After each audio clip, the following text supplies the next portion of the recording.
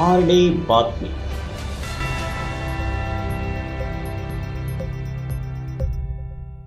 अहमदनगर महानगरपालिका हद्दीत पाणी, वीज, रस्ते, भ्रष्टाचार आणि अनागोंदी कारभार याबाबत पावीर सूर्यनामा सादर करण्यात आला. या कार्यक्रमाची सुरुवात दिल्ली गेट या परिसरातून मोर्चा आणि आंदोलन या स्वरूपात करण्यात आली.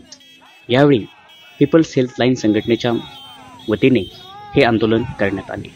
यामध्ये सादरकर्ते कार्यकर्ते अशोक डाके, यशवंत परदेशी, अशोक भोसले, वीर बहादूर प्रजापती, रईस शेख, शहराध्यक्ष पेश पापलेजा, विजय शिरसाट, अशोक डाके, पोपट साठे, ॲड कारभाळी गवळी तसेच तुंबे इत्यादी कार्यकर्ते मोठ्या संख्येने सहभागी झाले. याबाबत मोठ्या स्वरूपात घोषणा देण्यात आल्या.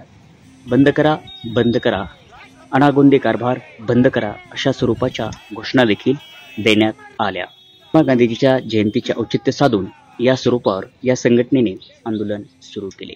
आरडी बातमी.